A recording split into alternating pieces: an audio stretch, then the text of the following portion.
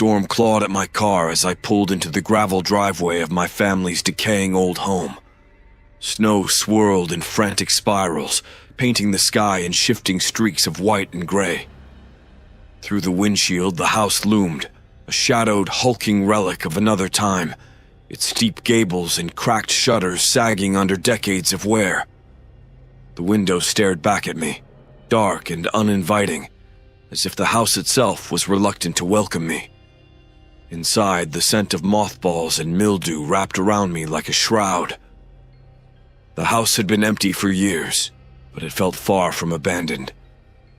A chill settled deep into the walls, the kind that came not just from winter's grasp, but from something older, something waiting. I'd come because of a letter from my grandfather, written with shaky hands and urgent intent.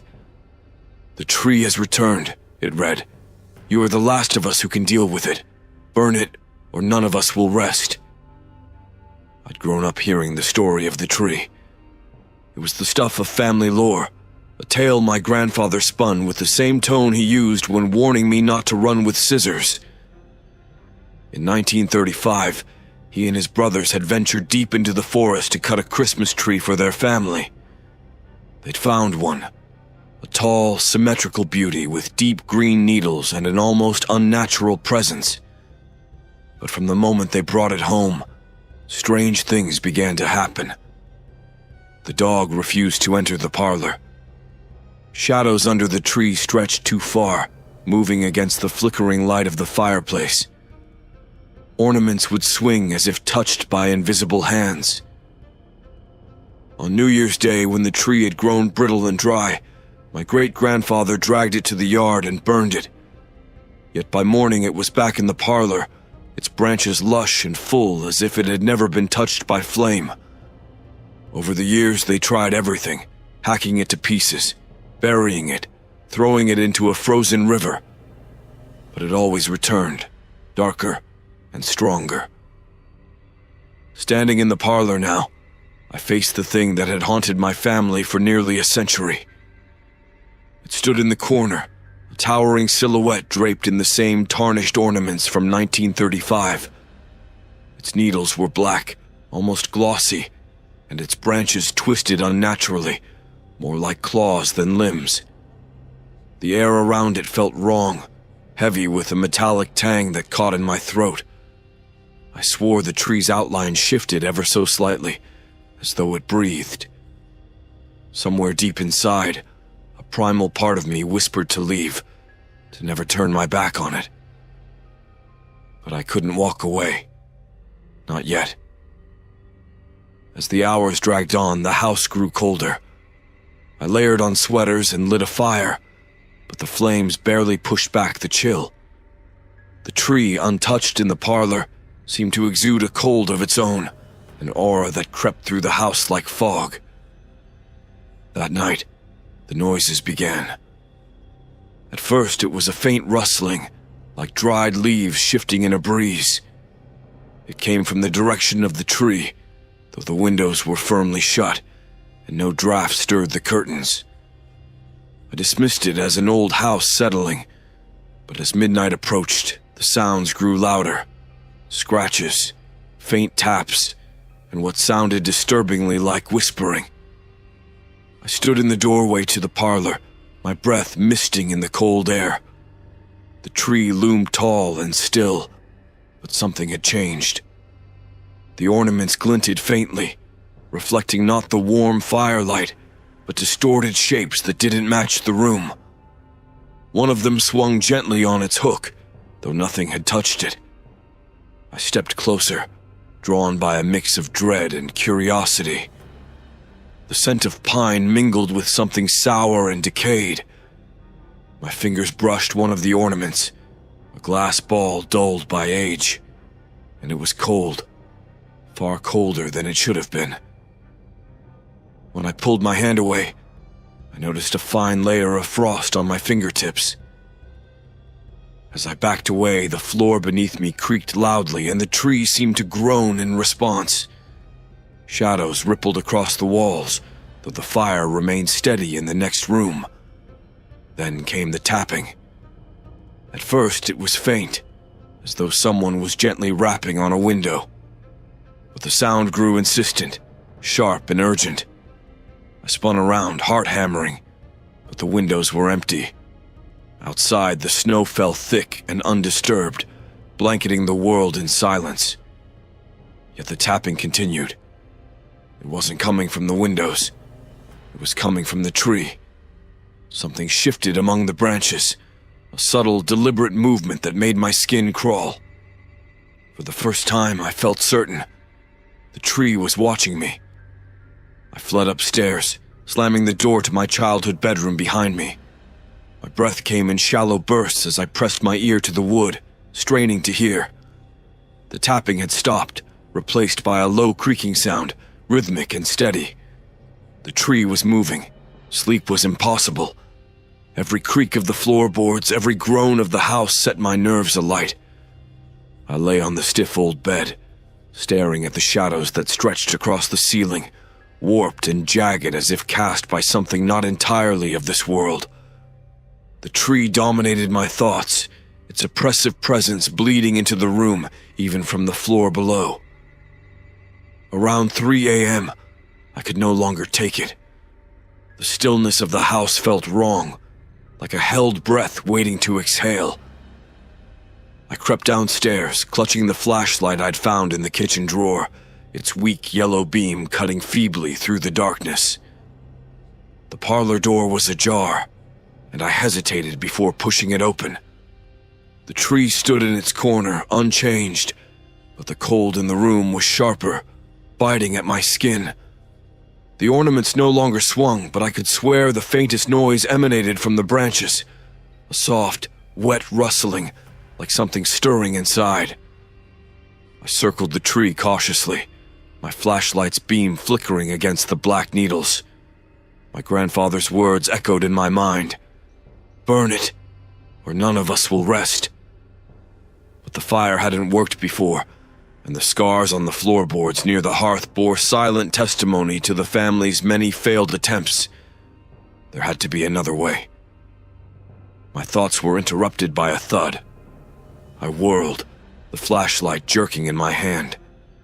The sound had come from the far corner of the room, near the old display cabinet. My heart pounded as I stepped closer, the light trembling over the cabinet's contents, antique dishes, faded photos, and an array of knickknacks. Then I saw it. A black root, thick and gnarled, snaked out from beneath the tree. It pulsed faintly as though alive, and the wood floor beneath it was wet, seeping with a dark, sticky substance that smelled faintly of decay. Suddenly, the parlor door slammed shut. I spun around, flashlight shaking wildly, but the beam revealed nothing. Yet I felt something, an invisible force pressing in on me, heavy and suffocating. The air seemed to shift, a low vibration thrumming through the room. The ornaments on the tree began to rattle softly, and the faint rustling sound from the branches grew louder. A chill ran down my spine as I realized the sound was no longer random. It was deliberate, rhythmic, like a low, guttural chant. Panicked, I stumbled backward, kicking over a chair in my rush to escape. My foot caught on the black root, now longer and thicker, coiling toward me like a serpent. I fell hard, the flashlight slipping from my hand and spinning across the floor, its beam coming to rest on the tree's base. The bark shifted. Slowly, impossibly, an eye opened. It was black and glossy, reflecting my terrified face back at me. I scrambled to my feet and fled the room, slamming the door behind me as the low chanting rose to a crescendo.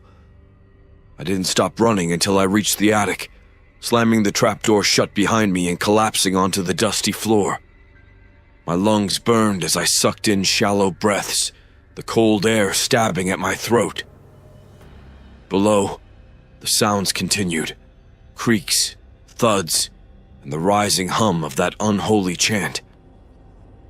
Desperation gripped me.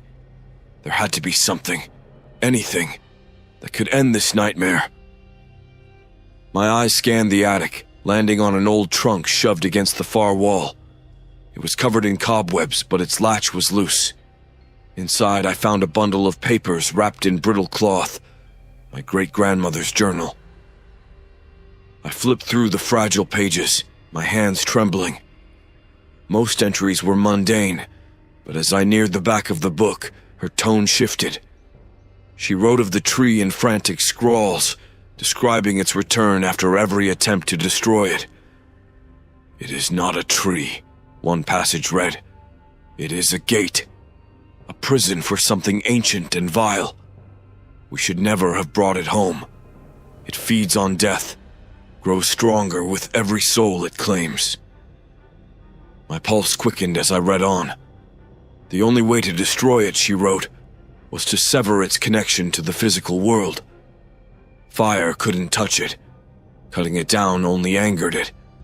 The key was at its roots, literally. A sigil carved into the soil where the tree had grown, bound it to this plane. To end it, the sigil had to be destroyed.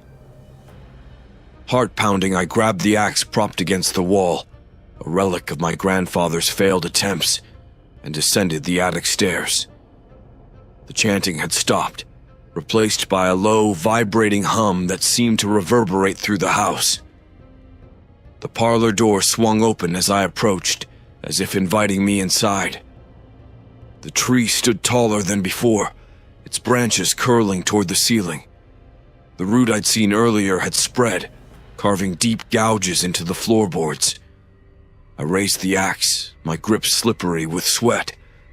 As I stepped closer, the air grew heavy, pressing down on me like a physical weight. Shadows writhed across the walls, and the ornaments reflected warped, screaming faces.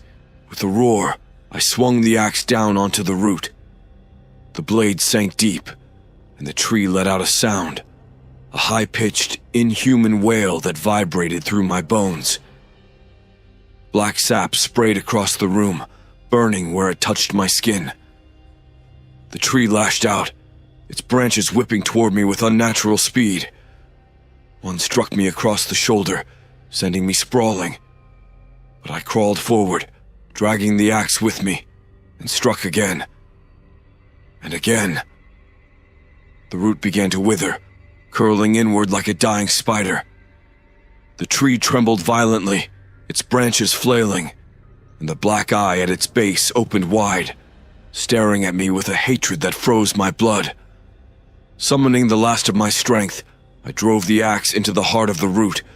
The tree let out one final ear-splitting shriek before collapsing in on itself, its branches crumbling into ash. The room fell silent. I lay there gasping as the oppressive cold began to fade. But as I stood, I noticed something on the floor. A single black needle, glossy and unbroken. The tree was gone, for now.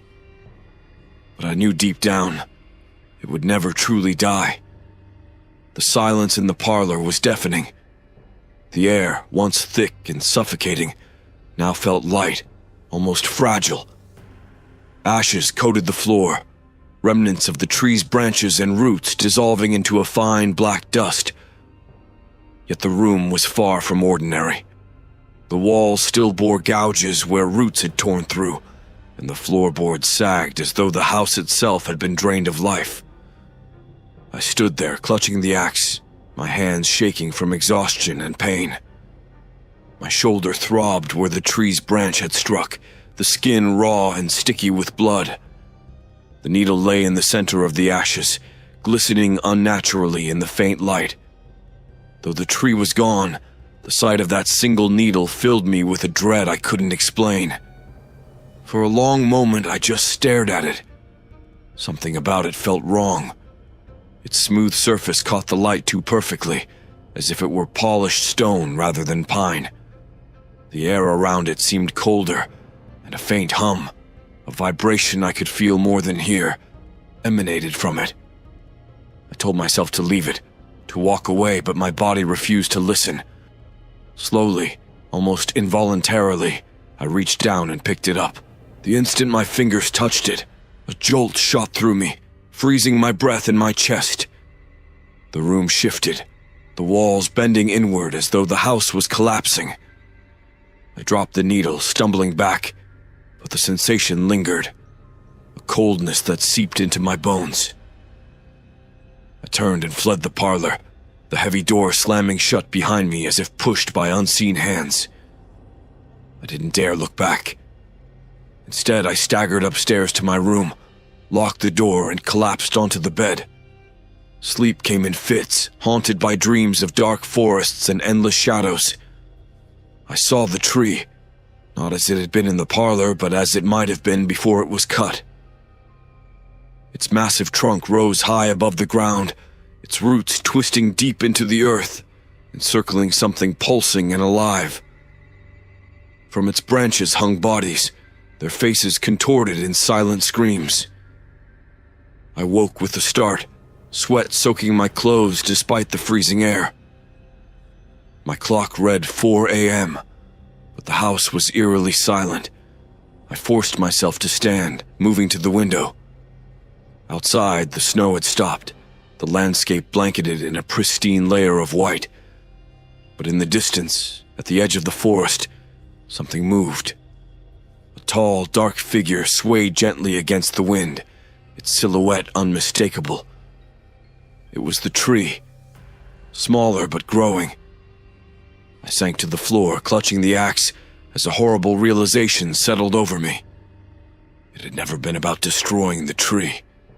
It was a seed, a harbinger, and now it was free to spread, and I had carried it in my own hands.